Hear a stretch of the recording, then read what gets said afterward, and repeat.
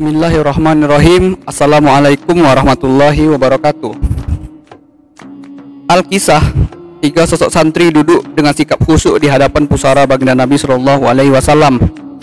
Mereka merajut ikrar hendak mengamalkan kitab Bidayatul Hidayah yang baru saja mereka khatamkan.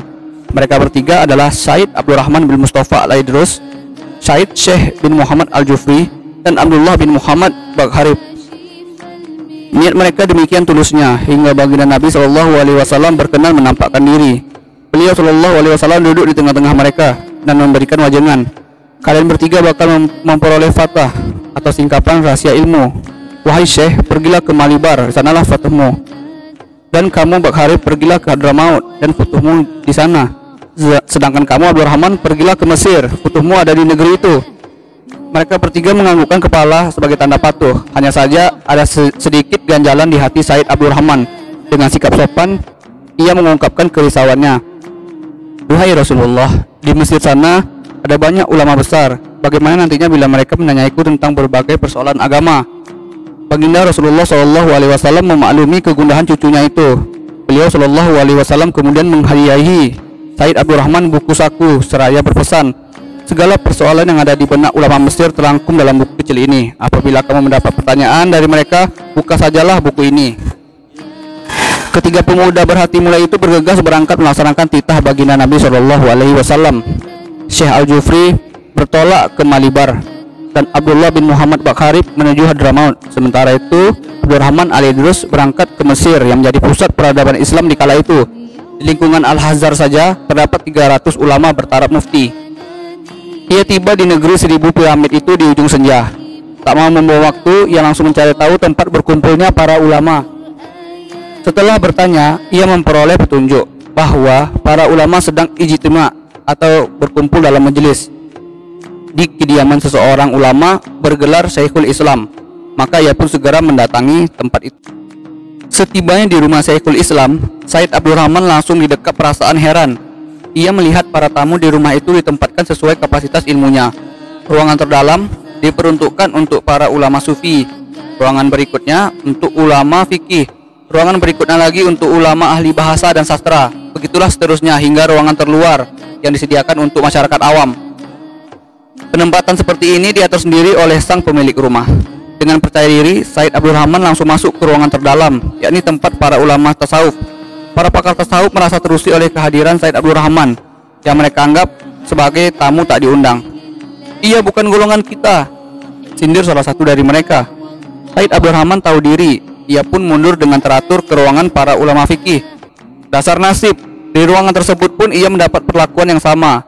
Dan terus demikian sampai ia terdampar di kelompok orang-orang yang awam atau ruangan terluar. Kala azan maghrib berkumandang, semua keluar menuju Masjid Jami Al-Azhar. Bukannya segera melaksanakan sholat, mereka berdebat terlebih dahulu untuk menentukan siapa yang paling pantas menjadi imam. Syekhul Islam yang menjadi penengah berkata, begini saja, siapa yang mampu menyebutkan 100 kesunahan takbiratul ihram, dialah yang pantas menjadi imam. Begitulah ia memberi keputusan yang tegas. Semua terdiam mendengar perkataan Syekhul Islam itu. Suasana menjadi hening sejenak lantaran masing-masing dari mereka sibuk memikirkan jawabannya.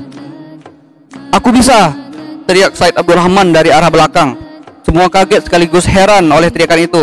Namun sebelum lagi keheranan sirna dari wajah mereka, Said Abdurrahman langsung menyebutkan satu persatu kesunahan takbiratul ihram. Bibir pemuda itu terus menyebutkan kesunahan takbiratul ihram hingga menembus angka 200.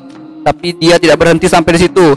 Dia melanjutkan hingga melewati angka 200. Baru ketika akan memasuki angka 300, Syekhul Islam buru-buru menghentikannya.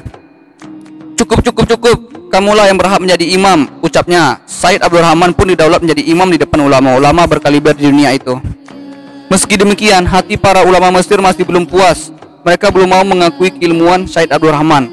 Seusai sholat, mereka membuat semacam perhitungan untuk mengukur kealiman anak muda itu. Mereka mengajukan pertanyaan-pertanyaan yang rumit kepadanya. Sementara itu, Said Abdurrahman tenang-tenang saja. Setiap ada pertanyaan yang diajukan kepadanya, ia membuka buku saku yang dihadiahkan baginda Nabi Shallallahu Alaihi Wasallam. Jawabannya tentu saja sudah tersedia di situ dengan detail dan jelas. Kemampuan Said Abdurrahman menjawab soal-soal yang sulit dengan buku itu membuat seluruh ulama Mesir menjadi penasaran. Buku macam apa yang membuatnya dengan mudah menjawab seluruh pertanyaan dari mereka. Mereka kemudian meminta Said Abdurrahman memperlihatkan buku itu. Namun Said Abdurrahman menolak permintaan mereka karena takut buku berharga itu bakal mereka rusak. Karena tak dipenuhi, akhirnya mereka merampas buku itu dari tangan Said Abdurrahman secara paksa. Pada saat itulah terjadi sebuah peristiwa yang mengerikan.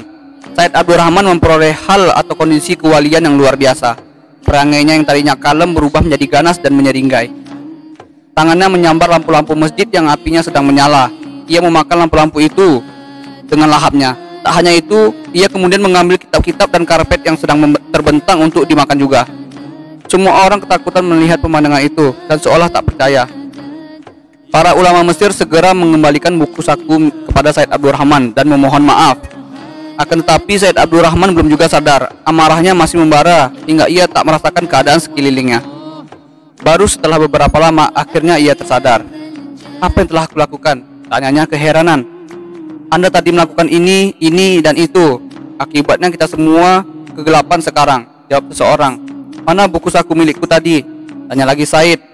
Ini, mereka langsung memberikan buku itu. Setelah menggenggam kembali buku sakunya, Said Abdurrahman membuka mulut, lalu mengeluarkan lampu-lampu yang masih menyala satu persatu dari mulutnya. Adapun karpet dan kitab-kitab, ambillah di sana, ucapnya sembari memberi isyarat dengan tangannya. Peristiwa itu membuka mata para ulama Mesir bahwa Said Abdurrahman bukanlah orang sembarangan. Ia adalah salah satu orang yang ditunjuk baginda Nabi Shallallahu Alaihi Wasallam untuk menjadi khalifah.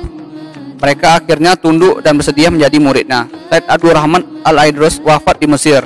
Makamnya diberi kubah dan menjadi tempat ziarah kaum muslimin sampai saat ini. Sekianlah hikayat yang dapat Al-Fakir sampaikan. Semoga dengan sharingnya kita mendengarkan kisah-kisah orang soleh dapat menumbuhkan kembali semangat kita dalam beribadah dan menghidupkan hati kita yang mati. Kitab Bidayatul Hidayah adalah salah satu kitab yang ditulis oleh Hujjatul Islam, yakni Al-Imam Ghazali radhiyallahu an. Semoga kita mendapat berkah dari beliau. Wa nafa'na bihi fid dini wa dunya wal akhirah radhiyallahu an. Dan semoga Allah mengampuni seluruh dosa kita. Amin amin ya rabbal alamin. Sekian, assalamualaikum warahmatullahi wabarakatuh.